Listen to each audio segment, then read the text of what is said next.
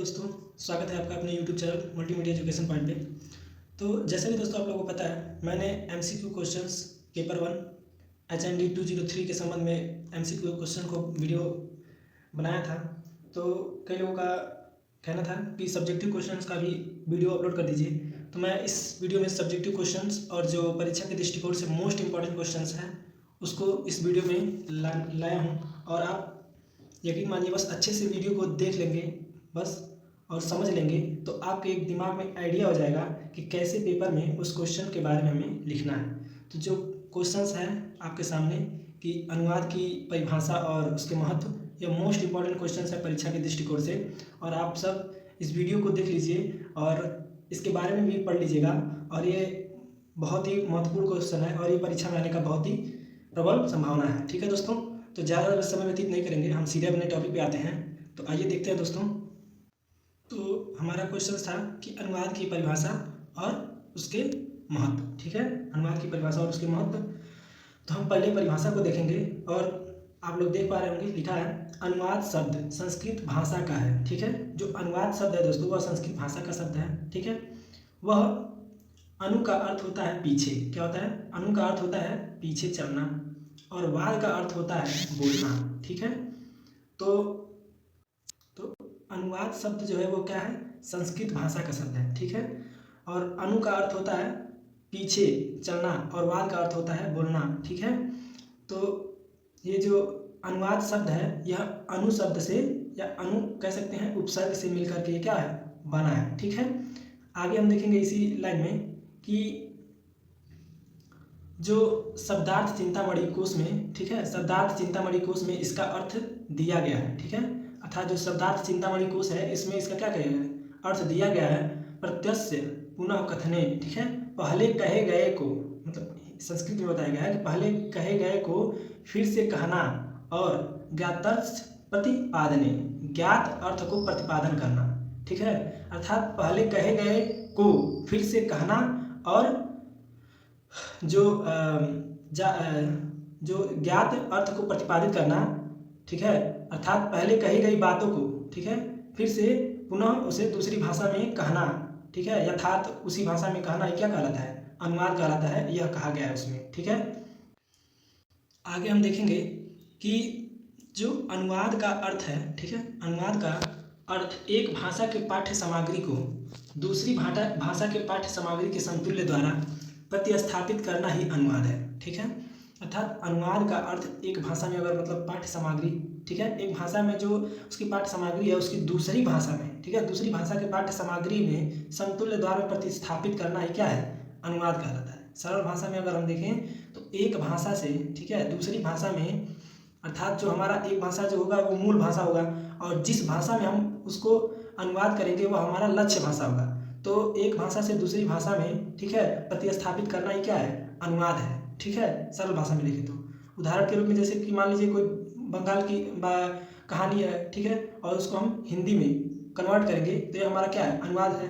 अनुवाद सब लोग जानते हैं कि एक भाषा से दूसरी भाषा में कन्वर्ट करना या प्रतिस्थापित करना ही अनुवाद कहलाता है। ठीक है, आगे इसी क्रम में है कि अर्थात एक भाषा के कथ्य को दूसरी भाषा में प्रतिस्थापित करने को ही अनुवाद कहते हैं। ठीक है, अर्थात यह कह रहा है कि एक भाषा के कथ्य को या कथन को दूसरी भाषा में प्रतिस्थापित करना ही क्या है? अनुवाद है। दोस्तों आप बस बातों को ध्यान से सुन लेंगे तो आपके दिमाग में बहुत सारे लाइनें आपको आ जाएंगी, जिससे आप पेपर में थोड़ा सा भी जैसे क्वेश्चंस पढ़े रहेंगे तो आप आसानी से उसमें अपने मन से उसमें कन्वर्ट करके लिख पाएंगे। ठीक है, तो आप अच्छे से वीडियो को लास्ट तक देखिएगा। ठीक है, तो प्रतिस्थापित करना ही क्या है? अनुवाद कहते हैं। आगे इसी में कह रहा है कि परिभाषाओं से स्पष्ट है कि, ठीक है, परिभाषाओं से स्पष्ट है कि एक बार कही गई बात को दूसरी शब्दों में फिर से कहना ही अनुवाद है। ठीक है, एक बार की कही गई बात को, ठीक है, दूसरी भाषा में फिर से ही कहना ही क्या है? अनुवाद है। जहाँ अनुवाद की प्रक्रिया दो भाषाओं के बीच होती है वहाँ जिस भाषा से अनुवाद किया जाता है उसे स्रोत भाषा या मूल भाषा। ठीक है, अब देखिए जो मैंने बात आपको पहले बताई थी वही बात कह रहा है कि वहाँ जिस भाषा से अनुवाद किया जाता है, ठीक है, जिस भाषा से मतलब हमको बदलना है वह भाषा हमारा क्या है? स्रोत भाषा है। क्या है? स्रोत भाषा है और यह मूल भाषा है। ठीक है, और जिस भाषा में अनुवाद किया जाता है वह क्या है? लक्ष्य भाषा है। ठीक है, वह लक्ष्य भाषा है। आगे हम देखेंगे लक्ष्य भाषा कहा जाता है। आगे दिया है कि अनुवाद की प्रक्रिया के अंतर्गत स्रोत भाषा की शब्दावली संरचनाओं तथा अभिव्यक्तियों को लक्ष्य भाषा की शब्दावली संरचनाओं तथा अभिव्यक्तियों द्वारा प्रतिस्थापित कर दिया जाता है। ठीक है, अर्थात अनुवाद की जो प्रक्रिया है इसके अंतर्गत स्रोत भाषा की जो शब्दावली संरचनाओं तथा अभिव्यक्तियां जो होती हैं उसे लक्ष्य भाषा की शब्दावली और संरचनाओं तथा अभिव्यक्तियों द्वारा प्रतिस्थापित कर दिया जाता है। ठीक है, यानी कि स्रोत भाषा से लक्ष्य भाषा में सीधे जैसे कन्वर्ट कर दिया जाता है, जैसे रहता है वैसे, तो उसे हम क्या कहते हैं, अनुवाद कहते हैं। तो इस प्रकार स्रोत भाषा के संदेश को लक्ष्य भाषा में संप्रेषण किया जाता है। ठीक है, इस प्रकार से स्रोत भाषा के संदेश को लक्ष्य भाषा में संप्रेषण किया जाता है। ठीक है, इस प्रतिस्थापन प्रक्रिया में, ठीक है, इस प्रतिस्थापन प्रक्रिया में बाह्य अभिव्यक्त के स्तर पर फरेब दल होता है, किंतु अर्थ के स्तर पर किसी भी प्रकार के अंतर नहीं है। स्तर पर समतुल्य ही अनुवाद का लक्ष्य है, इसलिए अनुवाद की प्रक्रिया मुख्य रूप से अर्थ के ग्रहण तथा संप्रेषण की प्रक्रिया है। ठीक है, तो यह हमारा परिभाषा था और यह अनुवाद की परिभाषा आप लोग को समझ में भी आया होगा कि अनुवाद की परिभाषा कहता क्या है। जैसे जो पहले आप लिखेंगे कि जो अनुवाद शब्द है वो संस्कृत भाषा का शब्द है। ठीक है, अनुवाद शब्द अनु और वाद से मिलकर बना है। किससे मिला है, अनु और वाद से मिलकर बना है। अनु जो उपसर्ग होता है उससे मिलकर के क्या बना है, अनुवाद बना है। तो ऐसे जब आप लिखेंगे तो आपको दिमाग में आ जाएगा कि कैसे हमको क्या करना है, क्वेश्चंस को लिखना है। ठीक है, तो आगे तो आशा करता हूँ दोस्तों कि अनुवाद की जो परिभाषा है आप लोगों को अच्छे से समझ में आया होगा। ठीक है, तो अनुवाद जो है आप जब एक बार और जब पढ़ेंगे किताब से या कहीं से भी तो आपको अच्छे से समझ में आ जाएगा कि हम कहना क्या चाहते थे। ठीक है, सरल भाषा में देखें तो अनुवाद वह होता है जैसे कि एक भाषा से दूसरी भाषा में क्या करना, प्रतिस्थापन करना ही क्या है, अनुवाद कहलाता है। और जो जिस भाषा से हम दूसरी भाषा में कन्वर्ट करते हैं, तो जिस भाषा से हम दूसरी भाषा में जाते हैं तो वह भाषा पहली वाली भाषा हमारी मूल भाषा हो जाएगी, मूल भाषा या स्रोत भाषा। और जो भाषा में हम अनुवाद करेंगे वह भाषा हमारा क्या हो जाएगा, लक्ष्य भाषा, अर्थात जिस भाषा में हमें अनुवाद करना है। यह लाइन अवश्य याद रखिएगा। ठीक है, आगे हम देखेंगे अनुवाद का महत्व। ठीक है, अनुवाद का महत्व बहुत ही इंपॉर्टेंट है क्योंकि अनुवाद का जो महत्व है वह हमारे दैनिक जीवन में बहुत ही विस्तृत है। देखेंगे तो इसमें कह रहा है हमारे दैनिक जीवन में, ठीक है दोस्तों, हमारे दैनिक जीवन में अनुवाद का बहुआयामी तथा विस्तृत महत्व है। ठीक है, तो हमारे जीवन में जो अनुवाद का महत्व है वह बहुआयामी तथा विस्तृत महत्व है और अनुवाद आधुनिक युग के अनिवार्य आवश्यकता है। ठीक है, विश्व में अनेक भाषाएं तथा बोलियां बोली जाती हैं। ठीक है, विश्व में अनेक भाषाएं तथा बोलियां बोली जाती हैं। ठीक है, ऐसी स्थिति में अनुवाद वैश्विक विचारों और विमर्श की दृष्टि से महत्वपूर्ण है। ठीक है, महत्वपूर्ण है।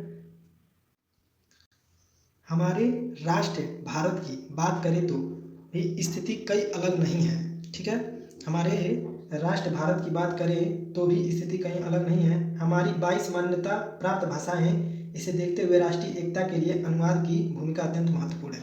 ठीक है, जो हमारे राष्ट्र भारत की बातें करें तो भी स्थिति कई अलग नहीं है। हमारी 22 मान्यता प्राप्त भाषाएं हैं, इसे देखते हुए राष्ट्रीय एकता के लिए अनुवाद की भूमिका अत्यंत महत्वपूर्ण है। और आगे कह रहा है कि जो अनुवाद की जो हिंदी तथा अंग्रेजी संपर्क भाषा के रूप में सर्वाधिक, ठीक है, अनुवाद जो है हिंदी तथा अंग्रेजी संपर्क भाषा के रूप में सर्वाधिक उपयोग में लाई जाती है। ठीक है, हिंदी तथा अंग्रेजी संपर्क भाषा के रूप में सर्वाधिक उपयोग में लाई जाती है। विभिन्न टीवी चैनलों के कारण भारत में हिंदी, ठीक है, भारत में हिंदी तथा अंग्रेजी समझने, बोलने एवं लिख पाने वाले लोगों की संख्या में तीव्र बढ़ोतरी हो रही है। ठीक है, अर्थात यह बताया जा रहा है कि जो विभिन्न टीवी चैनलों के कारण भारत में हिंदी तथा अंग्रेजी को समझने, बोलने, लिख पाने वाले लोगों की संख्या तीव्र से बढ़ती हो रही है। तो भारतीयों द्वारा विभिन्न देशों में जाकर व्यापार तथा जीविकोपार्जन करने के कारण भी हिंदी तथा अंग्रेजी का प्रसार हो रहा है। ठीक है, जैसे कि भारत के द्वारा जो लोग विभिन्न देशों में जा रहे हैं, व्यापार कर रहे हैं, अपने जीवन को चलाने के लिए जाते हैं, व्यापार करने के लिए, चाहे कुछ भी करने के लिए, तो कारण भी हिंदी तथा अंग्रेजी का क्या हो रहा है, प्रसार हो रहा है। ठीक है, तो प्रसार हो रहा है। आज अनुवाद का महत्व इसलिए भी ज़्यादा हो गया है कि चूँकि शिक्षा का स्तर लगातार बढ़ रहा है। ठीक है, शिक्षा का स्तर लगातार बढ़ रहा है और आगे कह रहा है कि जिससे मानव की आज की हिंदी जिज्ञासु प्रवृत्ति और अधिक बलवती हो रही है। ठीक है, तो जो जिससे मानव की जो हिंदी जिज्ञासु प्रवृत्ति है वह और बलवती हो रही है, ठीक है। और संस्कृति में उपलब्ध ज्ञान, विज्ञान तथा प्रौद्योगिकी साहित्य, ठीक है दोस्तों, जो साहित्य, वाणिज्य, धार्मिक आदि क्षेत्रों में संबंधित जानकारी पाना जाता है, ठीक है। तो जैसे जैसे मतलब जनसंख्याएं बढ़ रही हैं, लोग साहित्य, वाणिज्य, धार्मिक शिक्षा भी बढ़ रही है, तो जिससे लोगों को क्या कर रहा है, जानकारी प्राप्त करने के लिए, जैसे साहित्यिक हो गया, वाणिज्यिक हो गया, धार्मिक हो गया आदि क्षेत्रों में संबंधित जानकारी पाना चाहता है और वो जानना चाहता है सब क्षेत्रों की जानकारी। तो आगे इसमें कह रहा है कि अनुवाद ज्ञान के संचार हेतु अत्यंत महत्वपूर्ण है, ठीक है। जो अनुवाद है वह ज्ञान के संचार मतलब ज्ञान को फैलाने के लिए बहुत ही महत्वपूर्ण है। तो ये बात सत्य है कि जैसे जो अनुवाद है वह संचार हेतु क्या है, अत्यंत महत्वपूर्ण है, क्योंकि अगर अनुवाद ही नहीं रहेगा तो किसी दूसरे कंट्री के कल्चर को या उसकी सभ्यता को समझने या के लिए हमें अनुवाद की ज़रूरत पड़ेगी। तो इसलिए यह कह रहा है कि अनुवाद ज्ञान के संचार हेतु अत्यंत महत्वपूर्ण है, ठीक है। आज हम अनुदित फिल्में देखकर दूसरी संस्कृतियों के बारे में, ठीक है, दूसरी संस्कृतियों के बारे में अधिक जानते हैं। हमारी विज्ञान की जानकारी में भी अनुवाद का महत्वपूर्ण भाग है। विज्ञान का सृजन अनेक भाषाओं में हुआ है, ठीक है। विज्ञान का जो सृजन है वह अनेक भाषाओं में हुआ है और अनुवाद के कारण ही सर्वत्र उपलब्ध है। आगे कह रहा है कि आजकल ओलंपिक खेल लंदन में चल रहे, यह बड़ा आश्चर्यजनक लगता है कि 190 राष्ट्रों के खिलाड़ी किस प्रकार के विभिन्न भाषी होने के बावजूद नियमों का पालन करते हुए विभिन्न प्रतिस्पर्धाओं में भाग ले रहे हैं। अर्थात अलग अलग देश से वहाँ पर आते हैं खेलने के लिए और अलग अलग भाषाओं के विभिन्न भाषी होने के बावजूद भी वहाँ पर आकर के और एक दूसरे से मतलब नियमों का पालन करते हुए विभिन्न प्रतिस्पर्धाओं में भाग ले रहे हैं, ठीक है। विभिन्न कंपटीशन में भी वह लोग क्या कर रहे हैं, भाग ले रहे हैं। निश्चय ही अनुवाद का महत्व इसमें परिलक्षित होता है, ठीक है। निश्चय यह कहीं ना कहीं यह अनुवाद का ही देन है कि वो लोग आपस में अपनी बातों को क्या करते हैं, समझते हैं या कहते हैं, तो यह अनुवाद के देन ही है। तो निश्चय ही अनुवाद का महत्व इससे परिलक्षित है। इतिहास में अपने धर्म, मत तथा संप्रदाय का प्रचार करने, ठीक है। अब आगे देखेंगे, बहुत ही महत्वपूर्ण बात है, बस बातों को ध्यान से सुनिएगा। इतिहास में अपने धर्म, मत तथा संप्रदाय का प्रचार करने, ठीक है, दृष्टि भी अनुवाद का उपयोग किया गया। महान राजा अशोक, थोड़ा सा प्रिंटिंग मिस्टेक है, कि अशोक ने बौद्ध धर्म के प्रचार के लिए, ठीक है, अफगानिस्तान, यूनान, सीरिया, मैसिडोनिया, पर्सिया, चीन, जापान, श्रीलंका तथा अन्य राष्ट्रों में अपने दूत भेजे। उन्होंने बौद्ध धर्म का प्रचार सामग्री का उन राष्ट्र की भाषा में अनुवाद कर उसका प्रचार किया, ठीक है। तो कहीं ना कहीं अनुवाद का ही सहारा लिया उन्होंने। इतिहास में भी अनुवाद का सहारा लिया गया है अपने धर्म, अपने मत संप्रदाय का प्रचार प्रसार करने के लिए। तो किसी भी धर्म, मत, ठीक है, संप्रदाय का प्रचार प्रसार करने के लिए हमें क्या करना पड़ता है, अनुवाद का ही सहारा लेना पड़ता है। तो कहीं ना कहीं यहाँ क्या है, अनुवाद का महत्व अत्यधिक है। आगे हम देखेंगे, इसी में कह रहा है कि जो इस्लाम धर्म, ठीक है, इस्लाम धर्म के प्रचारकों द्वारा भी विश्व के विभिन्न राष्ट्रों में अपने धर्म को प्रचार हेतु अनुवाद का सहारा लिया, ठीक है। इस्लाम के लोगों ने भी क्या किया था, अनुवाद का सहारा लिया। आजकल पाश्चात्य राष्ट्र अपनी संस्कृति का प्रसार करने के लिए भी अनुवाद का सहारा ले रहे हैं, ठीक है। आजकल जो पाश्चात्य राष्ट्र अपनी संस्कृति का प्रसार करने के लिए क्या कर रहे हैं, अनुवाद का सहारा ले रहे हैं। वे इलेक्ट्रॉनिक मीडिया तथा प्रिंट मीडिया में अपनी संस्कृति की खबरें विश्व की अन्य भाषाओं में प्रसारित करवा रहे हैं। उन्हें इसमें कामयाबी भी मिल रही है। दूसरी संस्कृतियों में घुलने मिलने का लिए अनुवाद का सहारा लेना पड़ता है, ठीक है। दूसरों की संस्कृतियों को घुलने मिलने के लिए, समझने के लिए क्या करना पड़ता है, अनुवाद का सहारा लेना पड़ता है, ठीक है। आगे कह रहा है कि भारतीय लोगों द्वारा विश्व के लगभग सभी राष्ट्रों में काम धंधों की तलाश में जाने से हिंदी समझने वाले की संख्या बढ़ी है, ठीक है। राष्ट्र में काम धंधों की तलाश में जाने की वजह से या व्यापार करने जाने की वजह से, एक दूसरे से इधर उधर जाने की वजह से हिंदी जो समझने वाले लोगों की संख्या क्या हुई है, बढ़ी है। हिंदी में अब केवल भारतीय उपमहाद्वीप तक समिति नहीं है, अपितु विश्व के चुनिंदा भाषाओं में शुमार है। विश्व की कुल जनसंख्या के अनुपात में 6वें हिस्से की आबादी हिंदी की है, ठीक है। विश्व की जनसंख्या के अनुपात में 6वें हिस्से की आबादी हिंदी है, अर्थात हिंदी बोली जाती है, ठीक है। आगे कह रहा है कि समझ तथा बोल सकती है, परंतु हिंदी लिख पाने वालों की लोगों की संख्या इतनी नहीं है। लेकिन हिंदी जो लिखने की बात है इतनी संख्या नहीं है, लेकिन बोली जाने वाली जो है वो 6वें हिस्से की आबादी है। आगे है कि आजकल विशिष्ट अनुशासन के रूप में अनुवाद विषय के, ठीक है, आजकल आजकल विशिष्ट अनुशासन के रूप में अनुवाद विषय के अध्ययन की आवश्यकता और उपादेयता पर विशेष बल दिया जा रहा है। ठीक है, विभिन्न विश्वविद्यालय अब इस विषय के रूप में पढ़ा रहे हैं, अर्थात विभिन्न विश्वविद्यालयों में, कई विश्वविद्यालयों में इसे क्या कर रहे हैं, विषय के रूप में पढ़ाया जा रहा है। इससे निश्चय ही अनुवाद स्तर में बढ़ोतरी होगी। इससे निश्चय क्या होगा, अनुवाद स्तर में वृद्धि होगी या बढ़ोतरी होगी। ठीक है, आगे कह रहा है कि आजकल मशीनी अनुवाद भी हो रही है, अर्थात आजकल क्या है, मशीनी अनुवाद भी कार्य हो रहे हैं। इनमें कुछ सफलता भी प्राप्त हुई है, इनमें क्या हुआ है, कुछ सफलता भी प्राप्त हुआ है, परंतु इस क्षेत्र में अभी काफ़ी कार्य शेष है। ठीक है, तो ये था हमारा दोस्तों जो अनुवाद की परिभाषा और उसके महत्व थे।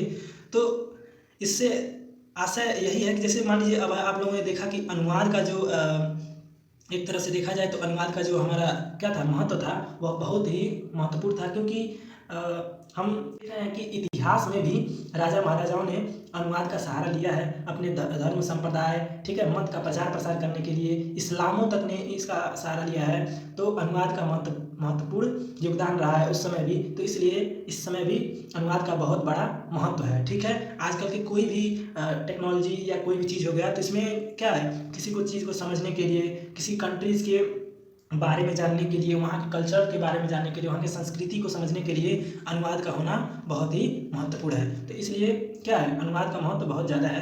तो आप लोगों को आशा करता हूँ कि समझ में आया होगा, और वीडियो को जब 1 से 2 बार देखेंगे तो आपको अच्छे से समझ में आ जाएगा, और एक बार अपने मन से किताब से या किसी चीज़ से भी पढ़ेंगे तो आसानी से कर पाएंगे। ठीक है दोस्तों, तो फिर मिलते हैं अगले वीडियो में और एक मोस्ट इंपॉर्टेंट क्वेश्चन के साथ। ठीक है, और वीडियो में कोई भी त्रुटि हुई होगी तो क्षमा कीजिएगा। फिर मिलते हैं दोस्तों अगले वीडियो में, तब तक के लिए जय हिंद, जय भारत।